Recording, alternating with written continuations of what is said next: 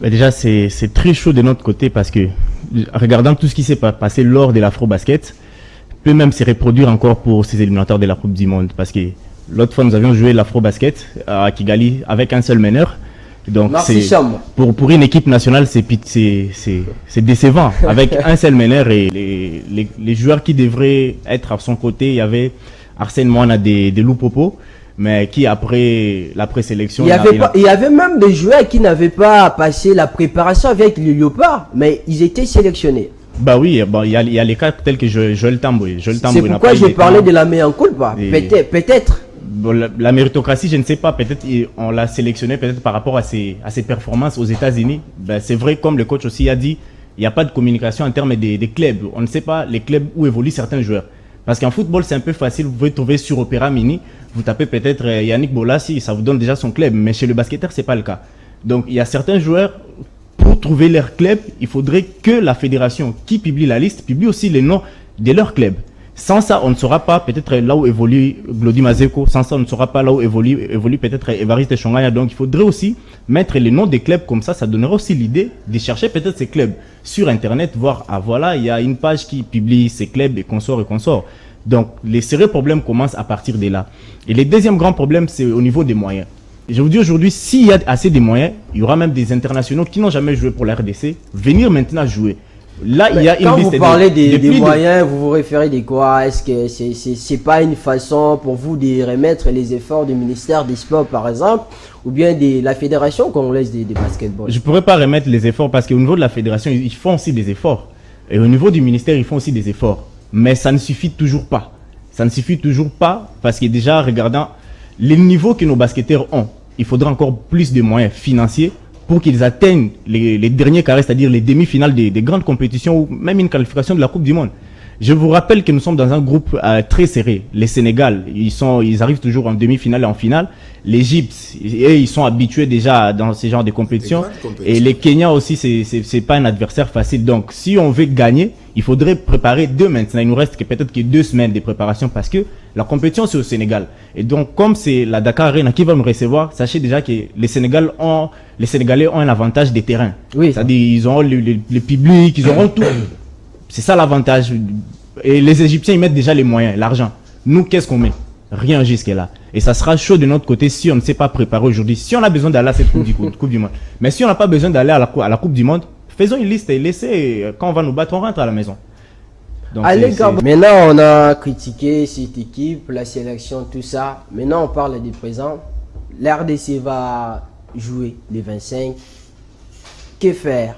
Ou bien, comment faire pour que cette équipe arrive quand même pour une seule fois, de donner le meilleur d'elle-même? Ben déjà, dans le groupe dans lequel nous sommes, la RDC, on peut classer la RDC comme dernière nation en fait. Même devant les Kenyans. Ouais, je peux dire ça par rapport aux performances du Kenya lors du dernier Afro-Basket. Ouais. La RDC n'a pas pu même affranchir l'étape des phases de groupe alors que les Kenyans. On avait l'impression comme si c'était une équipe de la Marcy Chamba, celle qui jouait contre toutes ces équipes-là, les Rwanda. Déjà, les problèmes de l'Afro-Basket, on suppose que c'est déjà passé parce que même la fédération était consciente qu'il y avait problème lors de l'Afro-Basket. Bien sûr. Mais maintenant, il est temps de préparer la Coupe du Monde. Oui. Alors, il est temps aussi d'étudier les adversaires. On connaît tous les Sénégal, on connaît les performances des Sénégalais, on connaît les performances des Égyptiens. C'est vrai, dernièrement, les années précédentes, on a joué l'Égypte. C'est vrai, on les avait battus, mais c'est pas le même Égypte. Parce que même au niveau de la balle, c'est l'équipe de l'Égypte qui est championne. Je crois que c'est Zamalek qui a remporté la balle. C'est-à-dire que même au niveau des clubs, ils sont performants. C'est-à-dire que nous devions nous préparer en conséquence. C'est vrai, la liste, on l'a vu tous, on a vu quand même certains noms qu'on connaît, mais on ne sait pas les performances de certains joueurs. On connaît tous notre joueur Évariste Chonganya. Il était performant dans les années précédentes avant qu'il soit blessé. Mais aujourd'hui, est-ce qu'il a toujours les mêmes performances? Question mark. Une question qui mérite d'être posée. Et il y a aussi un autre problème qu'on devrait soulever parce qu'à des moments, on nous met des noms, mais après, ces joueurs ne viennent pas. Je vois, il y a Jonathan Kassibabou. Il y a Jonathan Kassibabou. Souvent, son nom apparaît, mais il ne vient pas. Il y a Christian Yenga. Il y a souvent son nom qui apparaît, mais il ne vient pas. Et puis après, il y a Kuminga aussi, on met son nom, et la pépite là qui est maintenant Golden State, je ne sais pas s'il aura le temps. Bon, ça peut arriver qu'il vienne, mais les rookies, pareil, souvent ne répondent pas à l'équipe nationale, donc ça serait un peu chaud. Mais c'est vrai, il y a des noms qui répondent toujours présents, tels que Maxi Chamba. Je ne vais pas minimiser aussi les travaux des autres, mais il y a toujours Maxi Chamba qui a été présent, Rolly Foula qui a été présent, et c'est des joueurs à encourager souvent parce qu'ils répondent toujours, même s'il n'y a pas moyen, parce que aussi les primes, ça il ne faut pas en parler parce que ça fait toujours problème au niveau de la fédération, payer les joueurs, mais même s'ils ne sont pas payés, ils viennent toujours et c'est à encourager.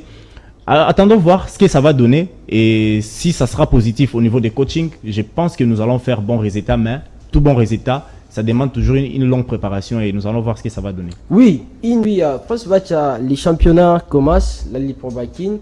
Vous, parce qu'en tout moment, vous faites ça de descendre, vous supervisez, vous avez assisté aux entraînements des équipes. Comment prévoyez-vous cette saison? Est-ce qu'on peut s'attendre à un meilleur coup de pas peut-être du côté des CNSS? Ce sont des mêmes équipes qui vont remporter encore chez les dames, tout comme chez les messieurs. Et pourquoi pas parler de la formation des Foucache? J'essaierai de plus en plus bref. Cette saison commence, toutes les saisons en fait commencent d'une manière tumultueuse. C'est pas aussi chaud qu'on peut s'attendre parce que plusieurs équipes d'abord n'ont pas eu assez de temps de préparation parce que certaines équipes ils étaient en train de régler des problèmes techniques aussi côté achat joueurs et ce qui a fait l'entrée au fait de cette saison au niveau de la ligue c'est pas aussi chaud. Même lorsque vous verrez les scores c'est pas au fait des scores qui donnent envie de suivre, mais justement quand ça sera au milieu de la saison, il y aura quand même la compétitivité parce que nous avions vu à des moments, même la saison passée, les coachs Ade Kokopé témoignaient de ça. Le BC Bollers tenir face au BC SCTP, c'était quand même chaud. Mais lorsqu'on essaie de comparer SCTP au Bollers n'est pas détail, mais parce qu'ils étaient déjà en jambes, la compétition était quand même bonne à suivre. Et donc, on attend que les joueurs soient en jambes, puisque aujourd'hui on parle aussi c'est la jeunesse.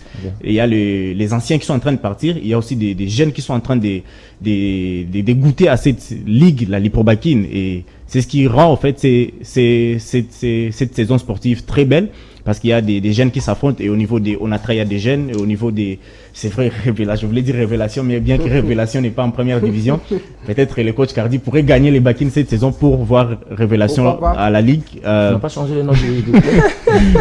Mais c'est toujours révélation. C'est toujours révélation. Donc on espère bien qu'il y a toujours ces équipes qui ont toujours cette qui sont toujours favorites en termes d'effectifs, tels que chez le Messier, tels que Foucache, Terreur, New Gen, ils sont toujours au play-off. Et chez les dames, on connaît toujours ces CNSS, V-Club, peut-être Arc-en-Ciel. Mais c'est vrai aussi des équipes qui essayent de se différencier à leur manière. Et nous allons voir comment ça va donner. Mais je vous dis, au Congo, il y a du basketball. Seulement qu'il faut encore plus de formation, comme les coachs l'ont soulevé, plus de centres.